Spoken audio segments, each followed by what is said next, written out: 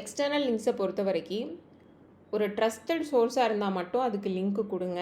ஏன்னா அந்த கண்டென்ட்ஸ் வந்து கரெக்டாக இருக்கிறதுக்கான பாசிபிலிட்டிஸ் ஜாஸ்தி. அதனால் நமக்குமே ஒரு ராங் இன்ஃபர்மேஷன் நம்ம கொடுக்க மாட்டோம். ட்ரஸ்ட் வர்தினஸ் நம்மளோட வெப்சைட்டுக்கு, அத்தாரிட்டேட்டிவ்னஸ் நம்ம வெப்சைட்டுக்கும் கிடைக்கும். ட்ரஸ்டபிள் சோர்ஸ்க்கு எக்ஸ்டர்னல் லிங்க்ஸ் நம்ம கொடுக்கும்போது அது ஏன்னா இவங்க ரொம்ப ட்ரஸ்டபிள் சோர்ஸில் பார்த்து தான் கொடுக்குறாங்க அப்படின்ற சிக்னல் வந்து கூகுளுக்கு கிடைக்கும்போது ஓகே அப்படின்னு சொல்லி நமக்கு ஒரு அத்தாரிட்டி கிடைக்கும்.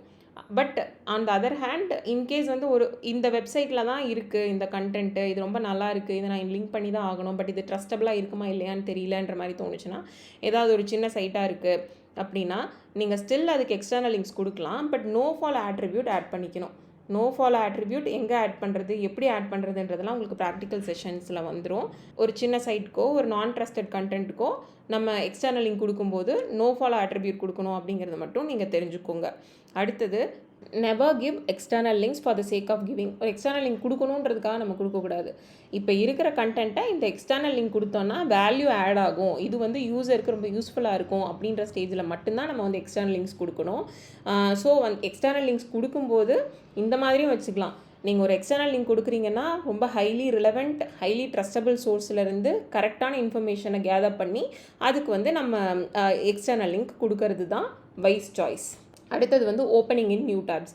இப்போ எக்ஸ்டர்னல் லிங்க்கை ஓப்பன் இன் நியூ டேப்ஸ்னு கொடுக்கும்போது நம்மளோட பேஜ் க்ளோஸ் ஆகாது, புது பேஜும் ஓப்பன் ஆயிரும். அதாவது எக்ஸ்டர்னல் பேஜும் ஓப்பன் ஆயிரும். நம்மளோட டார்கெட் ஆடியன்ஸுக்கு அவங்க புது எக்ஸ்டர்னல் பேஜுக்கு போகணுமா இல்லை நம்ம பேஜ்லேயே போகணுமான்னு 2 ஆப்ஷன் கிடைக்கும்.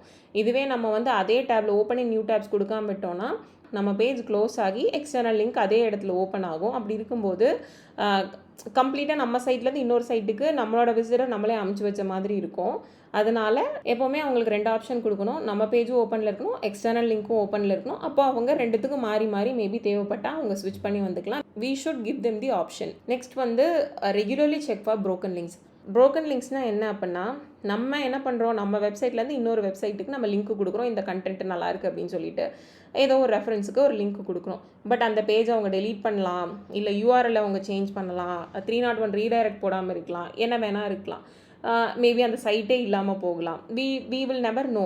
நம்ம சைட் இல்லை, அது அடுத்தவங்களோட சைட்டு, அது எப்போ வேணாலும் எப்படி வேணால் சேஞ்ச் ஆகலாம். ஸோ அது பிரேக் ஆகிடுச்சா, ப்ரோக்கன் லிங்க்ஸ் நம்மக்கிட்ட நிறைய இருக்கா அப்படின்னு அப்பப்போ நம்ம செக் பண்ணிக்கணும். அதை எப்படி செக் பண்ணுறது அண்ட் அதை வச்சு எப்படி லிங்க் பில்ட் பண்ணுறதுன்ற மாதிரியான விஷயம்லாம் நம்ம லிங்க் பில்டிங் டெக்னிக்ஸ் வரும்போது பார்ப்போம். இப்போதைக்கு ப்ரோக்கன் லிங்க்ஸை நம்ம செக் பண்ணணுன்ற வரைக்கும் நீங்கள் தெரிஞ்சுக்கிட்டிங்கன்னா போதும்.